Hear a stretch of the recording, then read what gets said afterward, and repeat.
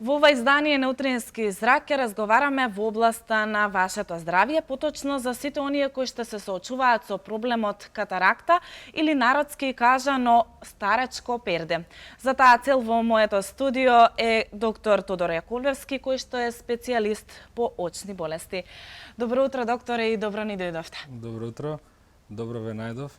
Еве ми е драго што повторно во вашата емисија во оваа година ќе имаме можност да разговараме на тема офталмологија. Имено минатиот пат обработивме една интересна тема глауком, едно сериозно очно заболување, а со оглед на тоа дека и катарактата е многу често очно заболување, кое што се јавува почесто во земји каде што има поголем број на сончеви денови. Тоа е имено поврзано со поголемото ултравиолетово зрачење од сончевата светлина и со оглед на тоа дека Македонија е земја која што има голем број на сончеви денови, инциденцата на катаракта кај популацијата македонска е доста голема, така да се надевам дека ќе задржиме вниманието на гледачите, дека ќе разрешиме одредени дилеми, дека ќе објасниме на пациентите што представува катаракта, како се диагностицира, како се лекува и така натаму. Докторе, ајде да го дефинираме овој поем, да им кажеме на сите оние гледачи што представува всушност оваа болест. Да, катаракта представува едно очно заболување кое што е заматување на очната леќа. Значи, очната леќа е еден дел од окото кое што по правило е транспарентна, значи прозирна формација која што се наоѓа во внатрешноста на окото и овозможува нормален вид со тоа што врши фокусирање и прекршување на светлосните зраци кои што доаѓаат од надворешноста, ги прима преку очната пупила, значи зеницата, и самата леќа фокусира да сончевите зраци дојдат до таа така наречена точка на јасен вид, која што се наоѓа во позадината на окото.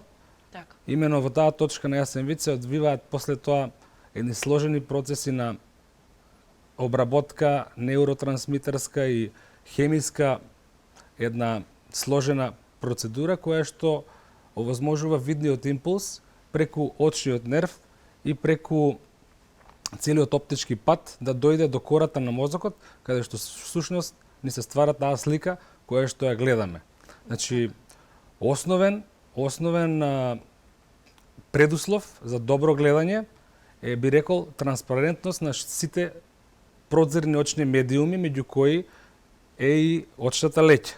Само да ви кажам дека, например, еве, доколку го разгледаме и да го сватиме, подобро гледачите да сватат очното јаболко како една топка која што има диаметар околу 2,5 сантиметри, од напред кон назад, од предниот пол кон задниот пол, се сместени транспарентните очни медиуми роговица, па потоа доаѓа предната очна комора, која што е исполнета со една бистра течност, така наречена очна водичка, потоа доаѓа задна комора на окото, и во таа задна комора е сместена очната леќа, односно ленс кристалина, и потоа најголем дел од очното јаболко е исполнето со една желатинозна формација која што се нарекува стаклесто тело.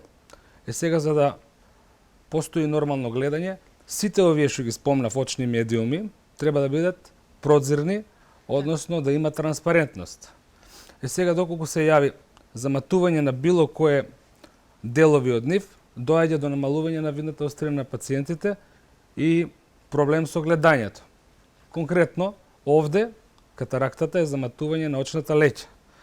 Сега само да спомнам дека очната леќа, освен, би рекол, оваа пасивна улога на прекршување и фокусирање на сончевите зраци, има и одредена активна улога, бидејќи таа е баш она формација на леќа со биконвекситет, значи две испапчани површини кои што можат со одредена степен да го менуваат таа испакнатост, да ја менуваат, односно тој конвекситет, таа е биконвексна леќа И тоа се овозможува бидејќи леќата е поврзана со едни така наречени зонули цилиарни за цилиарното тело, а цилиарното тело е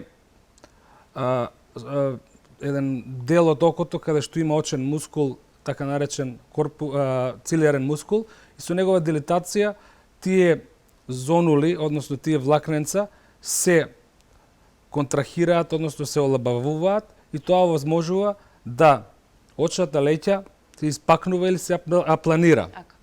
Доколку се случат овие процеси, се менува диоптриската способност на леќата. Имено леќата има, природната очна леќа има способност на диоптрија недека плюс 17. Со овие механизми, така наречени механизми на акомодација на окото, се менува диоптриската способност и тогаш ние можеме да гледаме нормално и блиску и далеку. Значи, таа би рекол е таа активна улога на очната леќа. Сега со текот на времето, како возраста на пациентот се зголемува. Следното прашање ми беше која возраст е најзафатена од оваа болест? Веројатно по старите генерации. Јасно, да. Само завршам за овој активен механизам. Значи, тој акомодативен механизам се губи и после 45-та година од прилика недека на пациентите им се намалува видната острина за блиску. Но тоа не е поврзано со ова, тоа е поврзано со губење на еластицитетот на леќата и пациентите почињаат да носат наочари за блиску. Ама ли тоа е нормален физиолошки процес, тоа не е патологија. Но, доколку се јави заматување на леќата, најчесто кај пациенти после 50 годишна возраст, тогаш зборуваме за сенилна катаракта, значи старечко перде, што е имено и тема на денешнава емисија, но сенилната катаракта треба секако да се диагностицира од специјалист офталмолог, бидејќи не секое заматување на леќата значи и катаракта, заради тоа што по некои мислења и студии, имено после 65-та година возраст, сите пациенти имаат одредено заматување на очната леќа. Но тоа заматување, доколку не ја намалува видната острина, не можеме да зборуваме за постоење на катаракта. Значи, секое заматување на очната леќа треба да биде и пациентот да биде прегледан од офталмолог и дури тогаш да се диагностицира заболувањето. Така. Кои се оние најчести причини за појава на катарактата всушност? Па видете, во принцип тоа е мултифакторијално заболување и едноставно не можеме да кажеме одредена причина точна која што би рекле дека е причина за појава на катаракта. Ги спомнав ултравиолетовите зраци кои што доведуваат до одредени промени во балансот на белковините и водата во таа очна леќа и се јавува склероза на јадрото на леќата и појава на катаракта.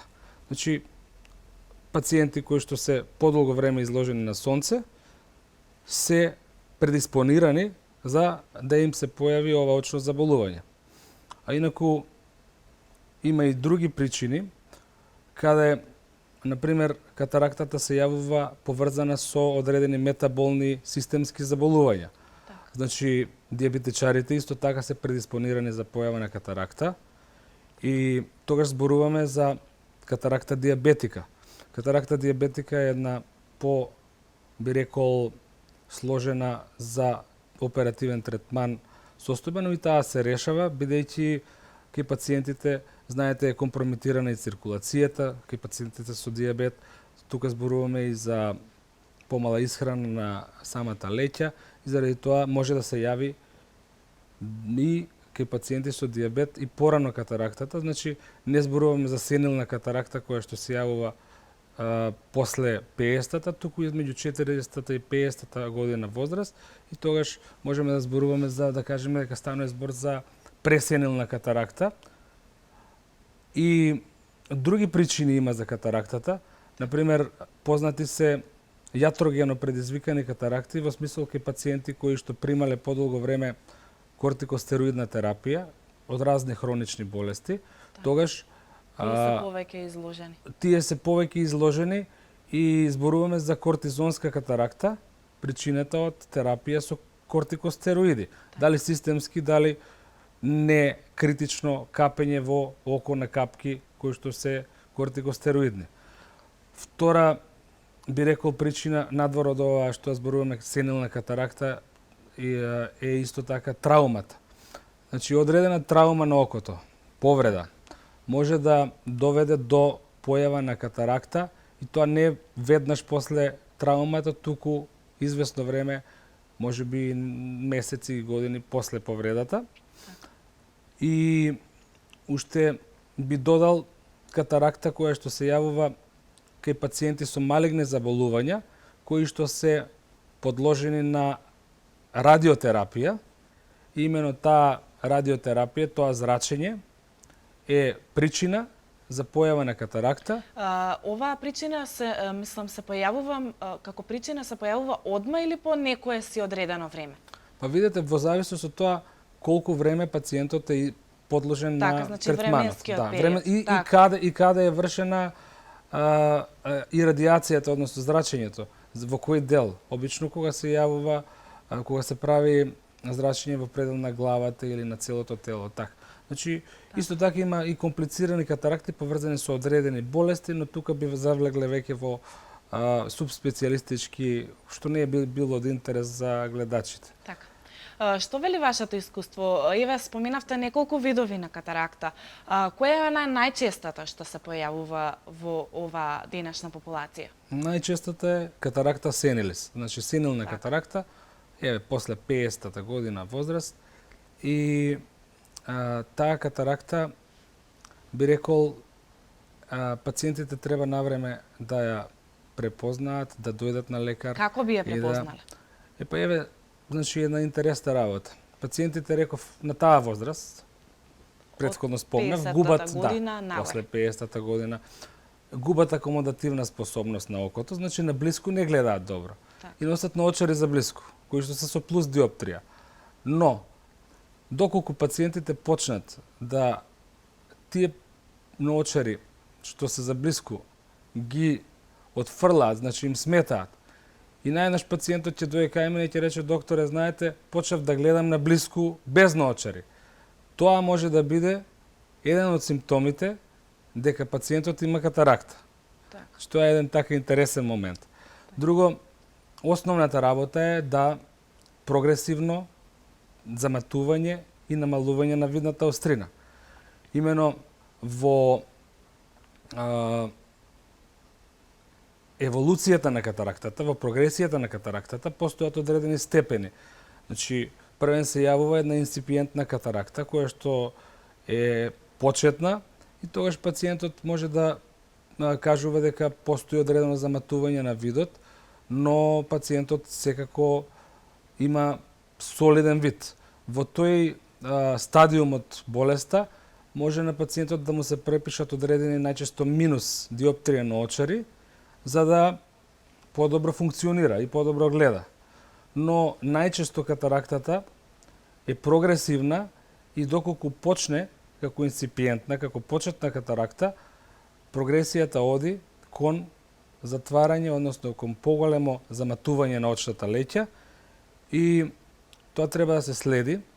И следен чекор е катаракта сенилис нон матура, значи нематурна катаракта, каде што пациентот гледа до одреден степен, и доколку се јави матурна катаракта, значи катарактата матурира или по-старо, како се викаше, созрее катарактата, тогаш пациентот може да се случи да не препознава предмети на 1 метар или дури да не може да брои прсти пред окото.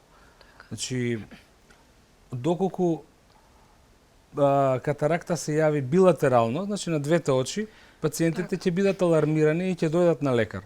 Да, но најчесто се случува, еве и јас знам неколку случаеви, кога само на едното око им се случува, па по некое време и на другото, но додека го оперираат едното, умеѓу време и другото, и затоа треба и двете очи да се оперативно да се реши, претпоставувам. Треба. И има случаи каде пациентите со едното око гледаат добро, другото око има заболување катаракта, и кога би дошле на преглед, едноставно катарактата може да биде и хиперматурна, значи презреана, и затоа треба да се направат, например, прегледи на офталмолог барем еднаш до 2 пати годишно, за да се испита видот поединечно со секое око, бидејќи пациентите не приметуваат. Ние гледаме со две очи и кога едното око Но јас мислам дека со намалува едното вид, око тогаш кога дури- имаме проблем е многу потешко отколку и со двете. Затоа што Тоа да, но ке одреден по на пациенти кои што се повозрастни, едноставно тоа им не им смета и не го приметуваат. да. И идејата ми беше дека треба навреме да се открие, бидејќи доколку па катарактата се јави во поголем степен, значи се хиперматурира, тогаш и потешко е лекувањето. Така. Затоа треба да се открива навреме. Инаку, освен сенилната катаракта, само да ги спомнам, например, се јавува катаракта и кај новородени. Значи, тоа не е толку честа, но се јавува. И таа катаракта треба веднаш да се диагностицира, бидејќи самото дете понатаму не може да се развие добро видната острина, не може, реков, сончевите зраци да продрат внатре во окото, не може да добие јасен вид и доколку во првите години не се оперира конгениталната катаракта, тогаш можеме да добиеме едно дете кое што ќе биде слабовидно и покрај тоа што ќе се оперира, ќе биде слабовидно заради тоа што се јавила така наречена депривациона амблиопија, значи слабовидност која што се должи на тоа што окото не примало светлосни дразби, едноставно мозокот не се научил да гледа, бидејќи ние гледаме со окото, но реков видната слика се формира во мозокот. Значи исто таа конгенитална катаракта се Но таа е оперира многу поретка. Поретка е и во домен на офталмологијата процентуално се не би можел да ви кажам точно, но најголем процент на очите заболувања се сведува на оваа сенилна катаракта, кога зборуваме за катарактите. Така. Споменавме видовите на катарактата и причините за појава. Ајде малку да се поврземе и со диагнозата на оваа болест. Да ни кажете нешто и за тоа. Значи, првенствено, пациентите кога доаѓаат на преглед, они треба да им се земе детална анамнеза. Значи, од кога е намалувањето на видот, како се јавило, да се поврзе со овие што ги спомнав можни предиспонирачки или фактори кои што се на ризик, пациентот дали има диабет, дали претрпел претходно некоја траума на окото, дали бил подложен на кортикостероидна радиотерапија, други заболувања на окото. Значи, една детална анамнеза која што ќе не насочи после тоа во понатамошниот диагностика, во понатамошната диагностика. Потоа пациентот, нели, она класичен офталмолошки преглед се седнува на одредено растојание на таблици, тие се оптотипи, снеленови таблици, каде што дали бројки, дали букви, пациентот препознава и тоа се испитува око по око. И врз основа на видот... Тоа ни е веќе познато од систематските прегледи. Да, тоа е истото што се случува и на систематските прегледи, но тоа треба но да се врши да 2 ви кажам, пати годишно. Да, тоа е да ви кажам основен, да речем, многу едноставен метод, но со врз основа на тоа се одредува видната острина. Така. Што е обавезно. Понатаму, нели, се прави испитување на оние рефрактометри, компјутерско мерење на диоптријата, доколку може да се измери, бидејќи најчесто кај пациентите со катаракта која што е веќе во поодмината фаза и не може да се измери диоптријата, бидејќи нема прозрачност на очниот медиум. И пациентот се стави исто на биомикроскоп, тоа е еден посебен апарат, каде што микроскопски се анализира целиот преден сегмент на окото. Так. И потоа се врши дилатација на пупилата, за да се види, значи дилатација на пупила значи ширење на зеници она. И за да се види докаде и колку е и дали пациентот има катаракта.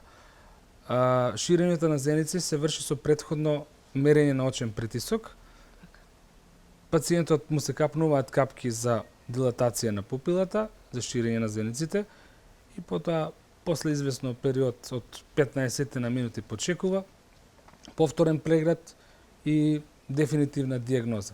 Дали има, дали нема катаракта и доколку има.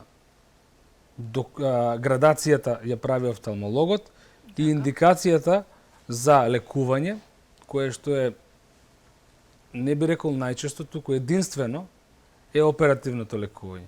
Значи, доколку кај одредени заболувања постои можност од давање на капки, наочари, одредени суплементи во исхрана, катарактата во основа се следи, значи редовни контроли, доколку не е матурирана, доколку не е матурна и не е индицирана операција, но доколку катарактата офталмологот, односно индицираме ние операција, друг метод на лекување не постои.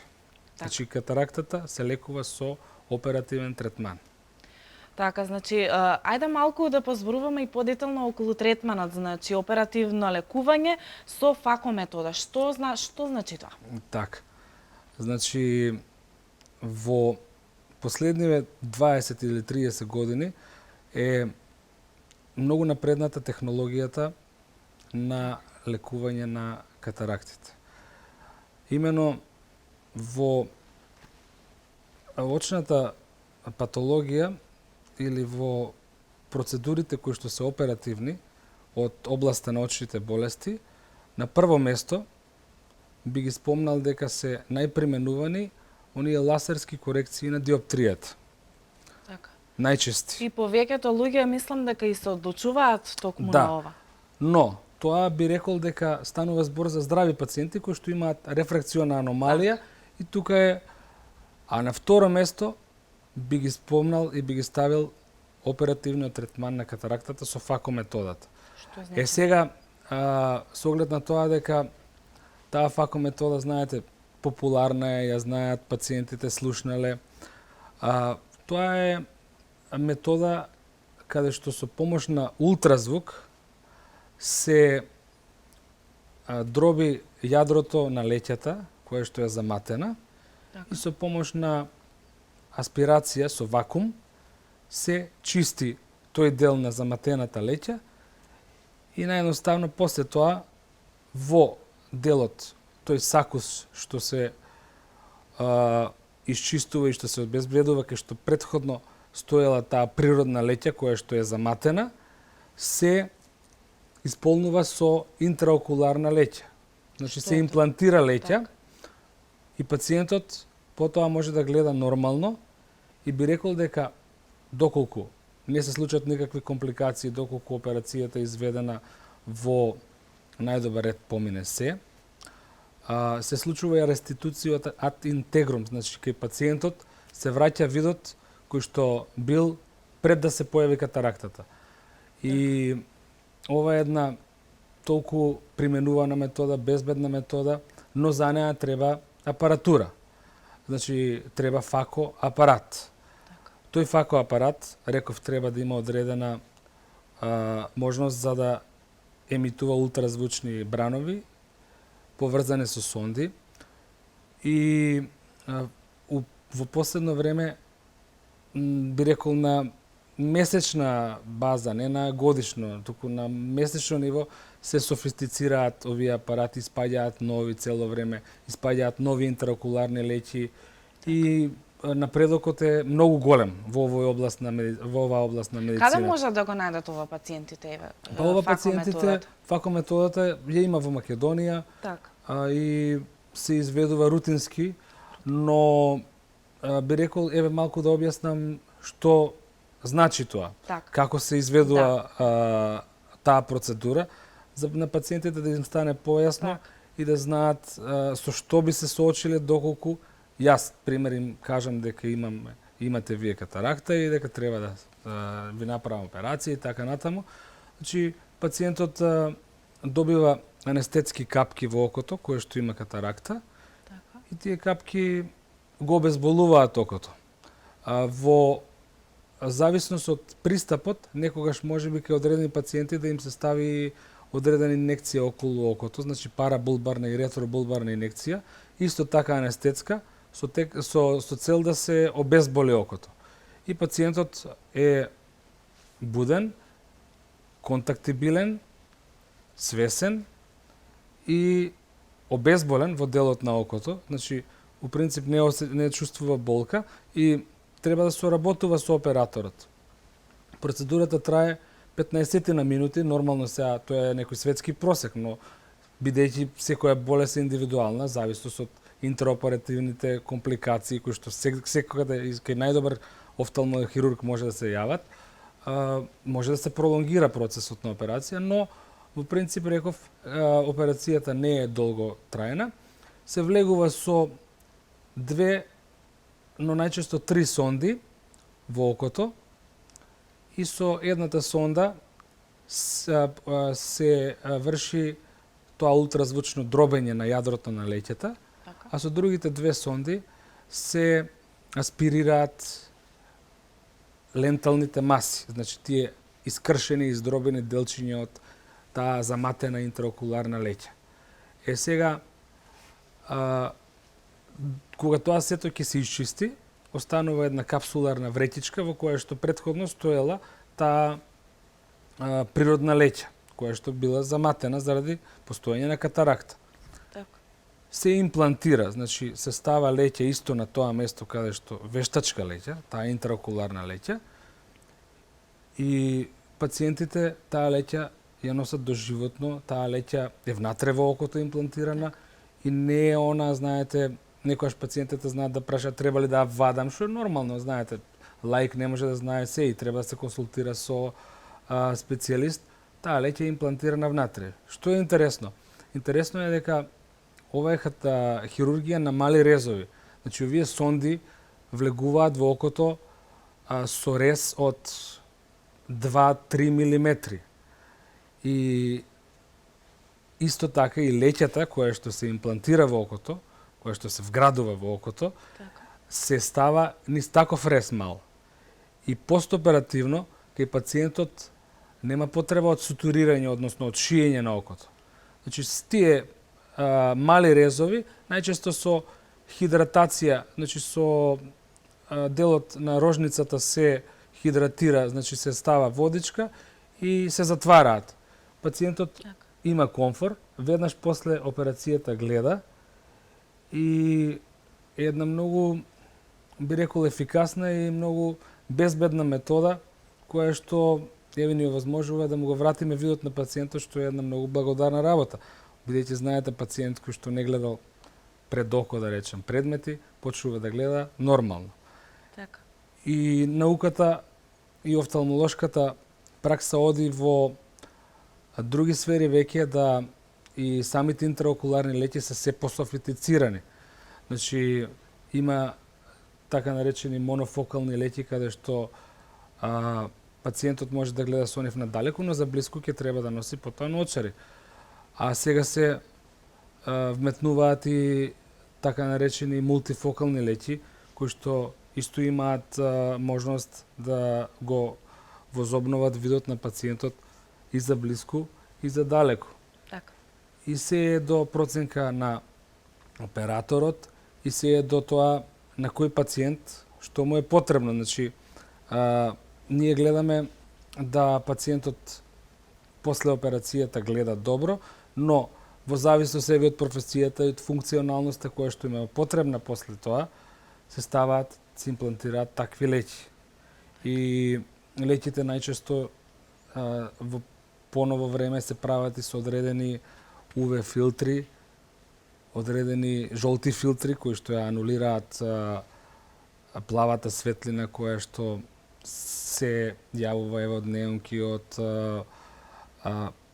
одредени девајси, би рекол, од апаратура, телевизор, телефон мобилен, така натаму, и UV филтер кој што го штити окото од штетните ултравиолетови зраци, кои што рековме дека се докажано предиспонирачки фактор и штетни за појава на катаракта.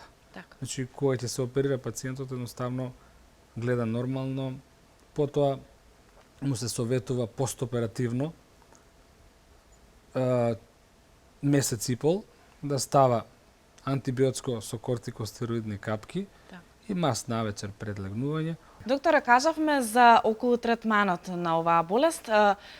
Има ли компликации? Кои се компликациите што можат да настанат и бенефитите? Ете, споменавте неколку, но еве да кажеме пред крајот на емисијата сме да кажеме нешто и за тоа. Така. Значи, компликации се јавуваат секогаш кога има Секогаш. хирургија. Така. И опишани се компликации во 3 до 5% кај перфектно, без никаква грешка на оператор, без никаква, би рекол, друга околност, кои што може да се јават интраоперативно, во тек на операцијата и постоперативно.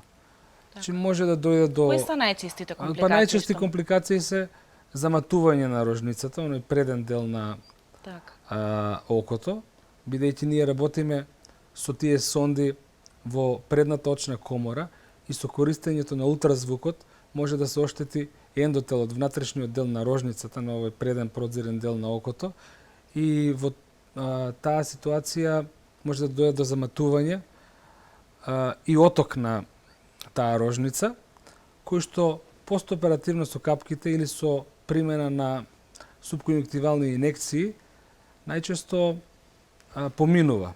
Така.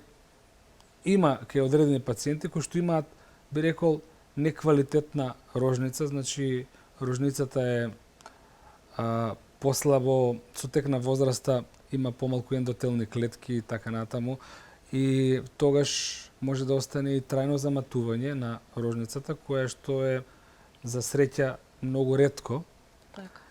бидејќи интраоперативно, пак ќе спомнам, се користат и одредени гелови, додека се работи ова факоемулзификација на леќата, значи дробење со ултразвук, додека се работи иригацијата и аспирацијата, значи шмукувањето на ленталните маси, се ставаат гелови за да се обезбеди една средина каде што нема да има допир на овие сонди со околните делови, за да не се случат некои компликации од самиот ултразвук Так, или од так. самите инструменти. Други компликации постоперативни може да се јави аблација, одлепување на мрежницата, тоа е па на задниот дел на окото. Така. И тоа е опишано, може да се јави макуларен едем, значи едем на таа точка на јасен вид, каде што исто така со капки, постоперативно, може да се врати видот. Значи, реков, интероперативни и постоперативни компликации, но со модерните апарати, со модерните техники на работа, Се поретко се сведени на минимум так, компликациите. так. А бенефитот го спомнав. Значи, брзо заздравување, кај работоспособните брзо враќање на работа, Така. и би рекол, враќањето на видот е една најголем бенефит за функционалноста на пациентот, бидејќи видот секако дека е Најпотребен. да, најбитните животни функции Така. во тек на целиот живот. Докторе, да го искористиме вашето присуство, еве да кажете за крај, која е вашата препорака од целиот наш разговор кој што го дискутиравме во оваа емисија? Па вака, значи, да почнам од превентивата. Така. Значи, докажано, нели, реков дека е за штетното влијање на ултравиолетовите зраци. Пациентите треба да носат наочари за сонце. Но квалитетни. Да, тоа подразбира Така. да пациентите бараат сертифицирани наочари со декларација дека содржат филтри за УВ зрачење. Така. Неквалитетните наочари, добро спомнавте квалитетни и неквалитетни, значи оние наочари кои што не содржат филтер за ултравиолетово зрачење, може да направат поголема штета. Заради следново, кога ние ставаме наочари за сонце кои што немаат UV филтер, самата, а тие се темни, нели? Самото затемнување прави да очната зеница, значи, се дилатира. Така. И сега низ таа дилатирана зеница, тие штетни ултравиолетови зраци уште повеќе влегуваат, бидејќи нема UV филтер на самите стакла или пластики на наочарите. Така. Токму тоа е причината дека треба да се носат квалитетни наочари за сонце. Тоа е едно. Второ, редовни прегледи. После 40-та година од животот, еднаш годишно, секој пациент треба да се јави на офталмолог. Така. Тоа го зборувавме и минатиот пат за мерење на очен притисок. Така. Тоа е заради одредување на наочари за близина. Тоа е заради и, меѓу другото, и за проверка дали пациентот има почетна катаракта, бидејќи реков можеби дека после 65-та годишна возраст сите пациенти имаат помалку или повеќе одредена склерозација на очната леќа, но тоа не е катаракта, туку ако тоа влијае на видната острина, тогаш веќе зборуваме за катаракт. Но значи прегледот треба да биде обавезен барем еднаш годишно на офталмолог и доколку веќе приметат одредени заматувања, намалување на видната острина, тогаш веќе е аларм дека треба да се јават и пред време на офталмолог, за да навреме им се диагностицира и навреме се лекува катарактата, кое што реков е излечливо заболување, кое што е заболување кое што има голема инциденца во нашата држава и па и низ целиот свет, но за среќа со оперативниот третман дефинитивно се излекува. Така. Докторе, јас еве ќе ви се заблагодарам што одвоивте време да им доловиме на гледачите за оние кои што се соочуваат со овој проблем. Се надевам дека бевме корисни овие 41 минути. Ви посакувам успешна работа и се надевам дека повторно ќе дојдете во нашата емисија за некоја друга тема. Благодарам на поканата. Ми беше мило и се надевам јас дека ќе имаме прилика и понатаму да разговараме на теми корисни за вашите гледачи. Така. Поздрав. Почитувани гледачи, сега следуваат рекламите, па се враќаме назад во студио со останатите содржини.